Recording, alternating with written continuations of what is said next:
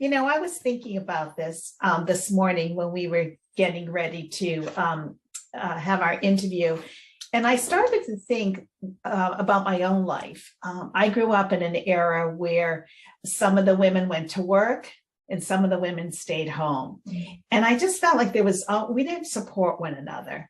There was a struggle all the time of people with their own opinions. Yes, you should go to work. Yes, you need to stay home. And it was a stressful time. And I also never had a female mentor. I never had a woman at the time that I really looked up to. So, and that's fine. I decided I could become one myself. But as I got older, I met several women that did become my mentors and women that I could look up to. So I can't help but think that what we're doing with the Women in Leadership series is going to hit a nerve with maybe women like me that maybe are still looking for that woman leader, or for the younger generation of women that are just coming into their own and want to know some great advice. Yeah, I've been thinking as we were getting ready for this and preparing, I was thinking as well about the difference between my era when I started in my career in a professional career, and how different that is than even yours, let alone the women that are coming up behind us, and how different. I mean, I can remember when you didn't go to a female doctor, right? Because women weren't doctors and women weren't CEOs. And, now we've got women in all of those positions. So I think it's really important for the younger women to hear, from the women who are leaders in our community. How do they do it? How do they think about things? What do they feel about different things? So that's kind of what we're going to do today. I agree. Looking forward to it. Okay. Hi, I'm Ronnie Fogelman, and I'm the president and founder of Ledrock Consulting. Hi, and I'm Jody Ashley. I'm the director of client services, and we're very excited about this series. And today we're really, really thrilled to have Tami Behler join us. Tami has had her real estate license for the past 30 years. And a note for that, she was in kindergarten when she started. So those of you that are doing the math, she currently is working for a local company, Inch & Company. And what Tami loves most about that is it's a one-stop shop, locally owned business in New York, Pennsylvania. So Tami, welcome and thanks for joining us today. Thank you so much. Thank you for having me. I'm excited to talk with you ladies about leadership. Good. Okay, well, we're going to go ahead and get right off to a good start here. I've got a great question I'd like to ask you about delegation. So I think we've all learned over the years that delegation makes us a little bit more efficient, gives us a little bit more time. But also I think as a leader, it helps us to develop our people. It allows us to give tasks to people that help them to grow. It also, I think, inspires our staff and our team to really feel valued in their organization or their company or whatever that they're in. And so I wondered if you could share with us, how do you decide what and when to delegate? So this is a great question, Ronnie, because in the beginning, I always had a difficult time delegating anything. Like I didn't even feel comfortable delegating the dishes to my husband, right? Because you delegate something and then you stand and you critique it. At least that's what I would do. And we as women, I think, often feel that we can do it better or our way is the best way.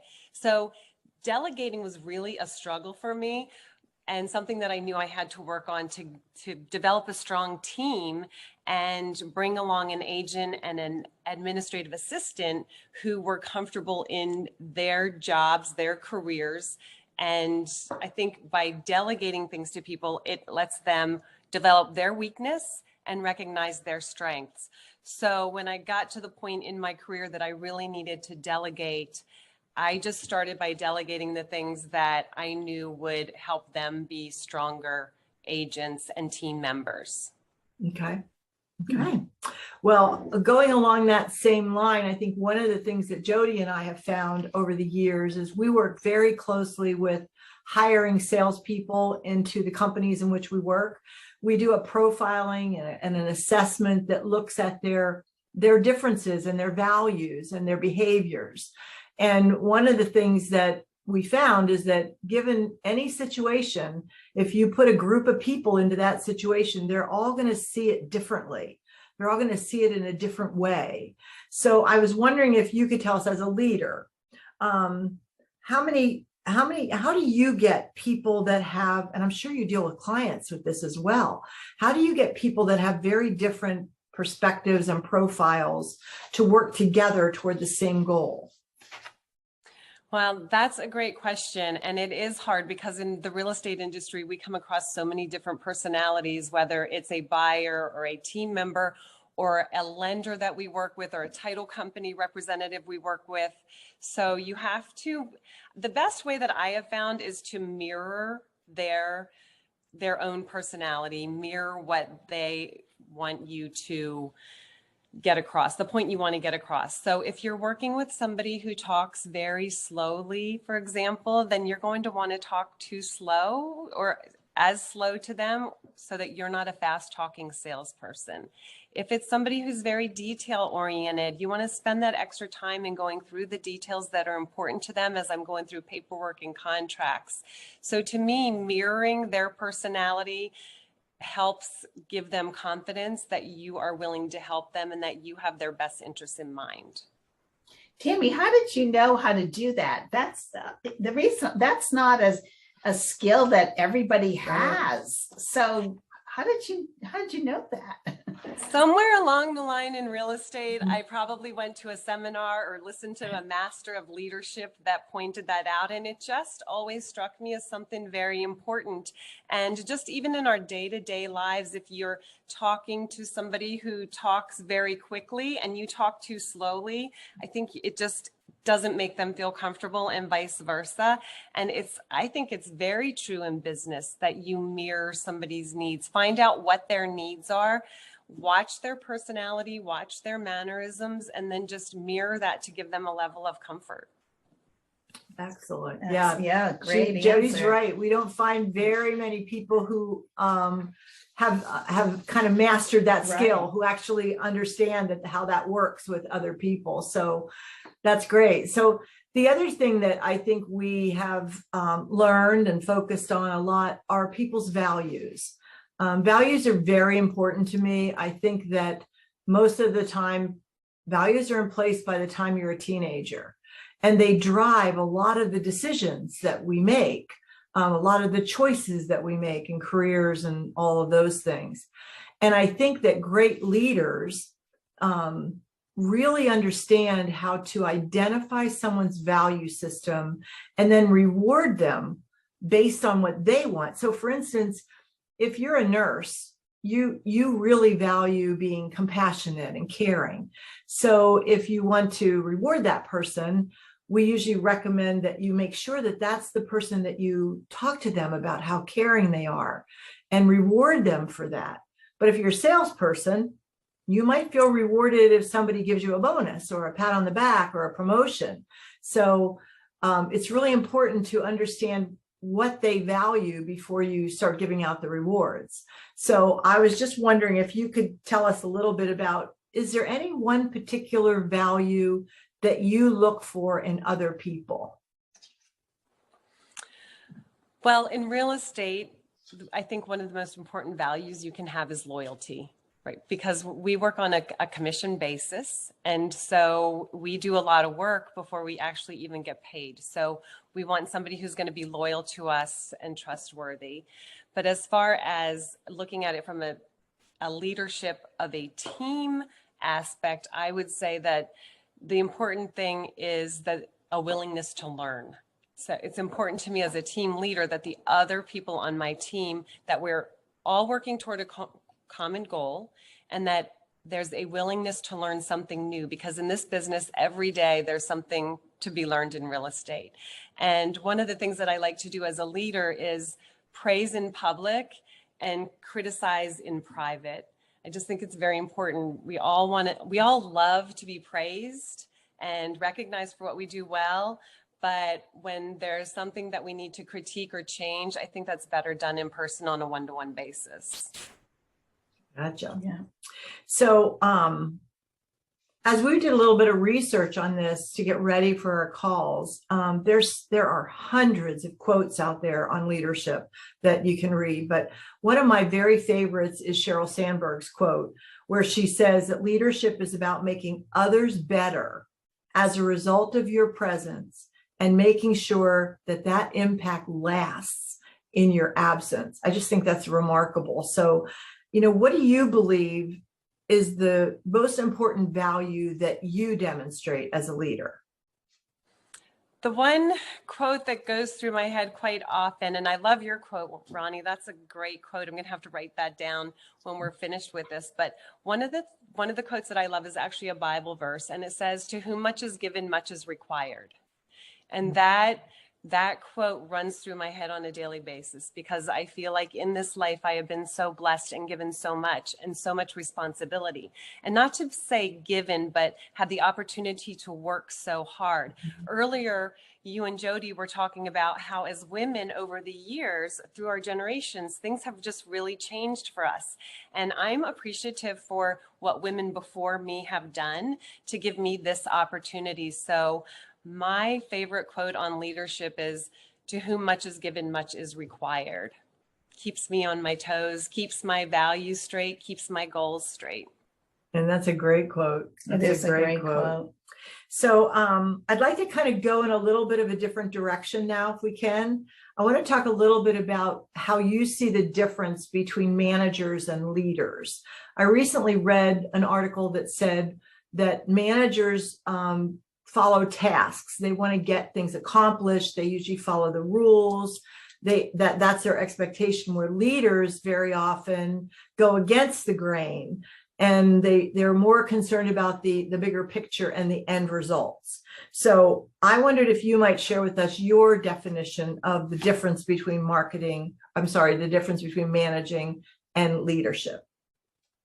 I think in a management role, you're right. You're trying to get tasks done. And I think it's at all costs. I think that at all costs, you're the one that is getting everyone to get a task done. I think a leadership role, in that role, you're almost hands-on with your team. You're in there with the team, doing what you need to do, taking part of the team.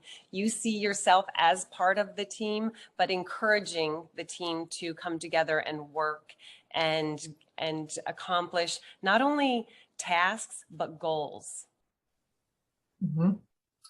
So thinking about that, in a leadership role, I know I've had people that were part of my team or worked for me or with me, and they would very often say that they weren't able to accomplish their goals because they didn't have the right title or they didn't have the right authority to be able to do that.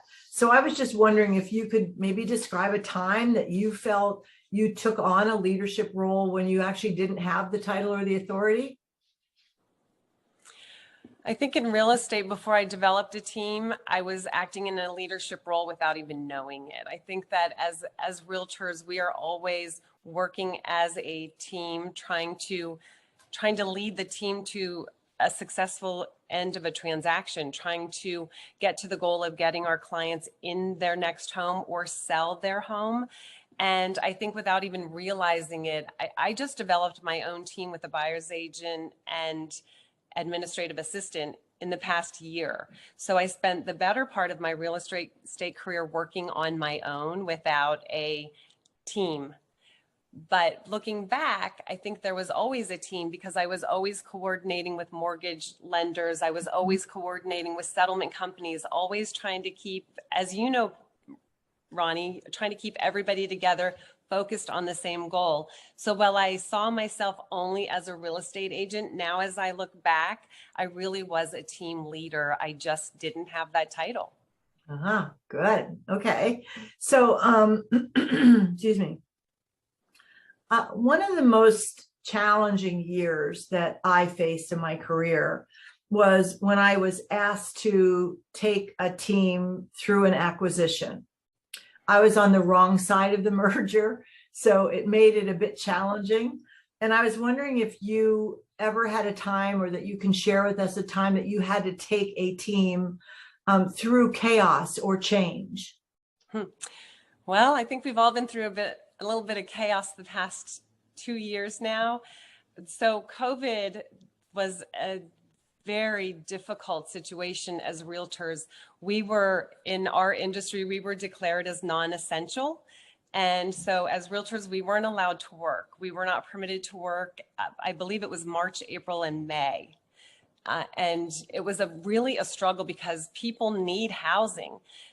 And I think a lot of people don't realize that we've got people that absolutely have to move for one reason or another, whether they're our military that need to get into a home because they're relocating to a new area, whether it's a corporate relocation scenario where a company has to get an executive moved so that they can begin to run their company. And so those 3 months while our hands were tied and we were not recognized as essential were very, very difficult. And we had to come up with ways where we were not showing houses physically, but we could still sell homes to people that needed to be in homes. So that was a very challenging time where we had to come together as an industry in Pennsylvania and our local agency and figure out how we were going to help our clients with dire need to get into housing. It's probably what we called pivoting. Right. Yes. Yes, it was pivoting. Is the word virtual in there at all, Tami? Yes, the word virtual would show up a lot in there, Jody. A lot Yeah. of virtual showings, a lot of having sellers go through their homes with their iPhones, videoing a house, and we were all doing Zoom meetings to show houses and to get people where they needed to be. Yeah. Yeah. And I think that's actually part of leadership as well, is knowing when to pivot and knowing when to change direction, which is something that actually we did too. Several times. Several times, many times.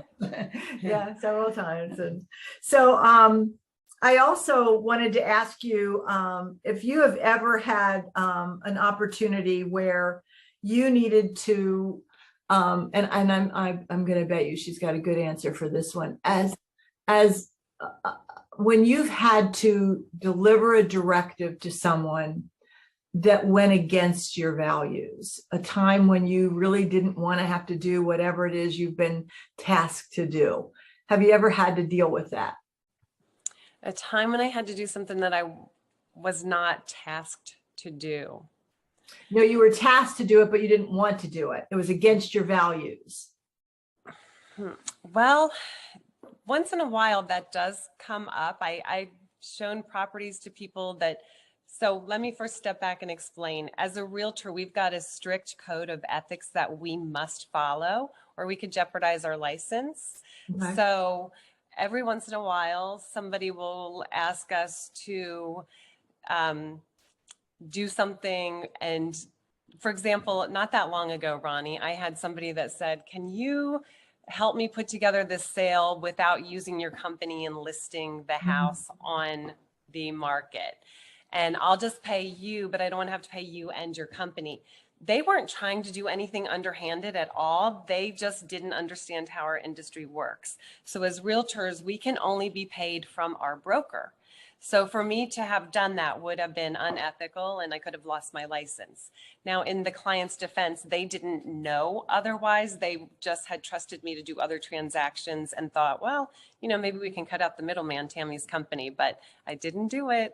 Good for you. Yeah. Good for you. Good for you. Yeah, I mean, yeah, that's many years ago, I was in real estate in California for a time, and that was a very interesting area to be in Orange County, California, in the real estate market.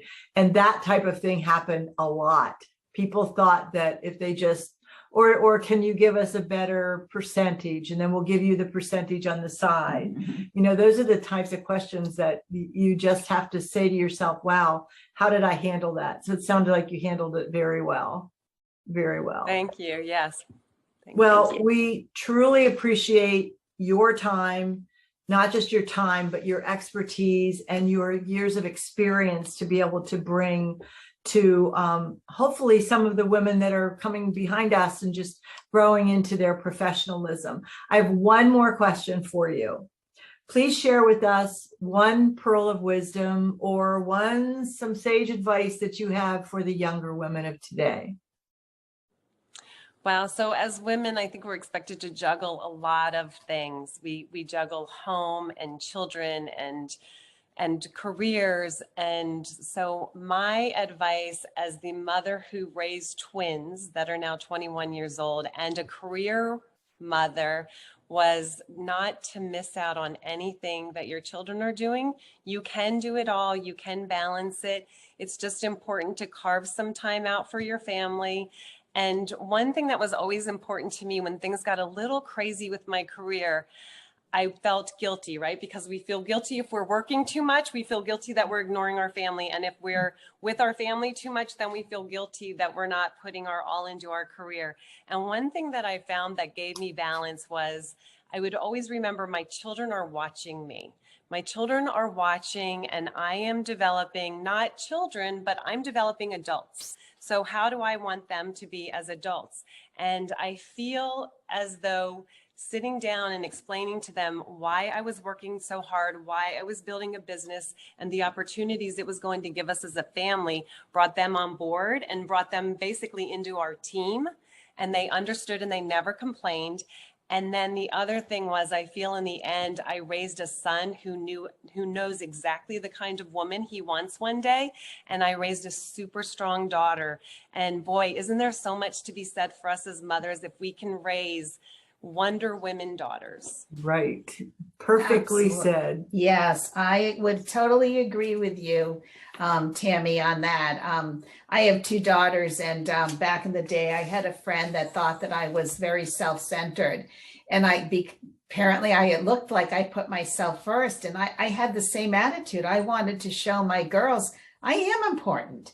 You know, I'm important, but doesn't mean that their father wasn't important or they're not important. But if we're not taking care of ourselves, nobody's going to do that for us. So I think that's great. I think that was great advice. And I'm so happy that you were able to share with us your expertise. And if you want to hear more from not only Tammy, you can check out our website at ledrocksolutions.com or on YouTube, where we're going to have this interview and more interviews coming down the road. So thank you so much. And Tammy, thanks again for your words of wisdom. Thank you you, so ladies. much. Okay, bye. Bye-bye. Bye-bye.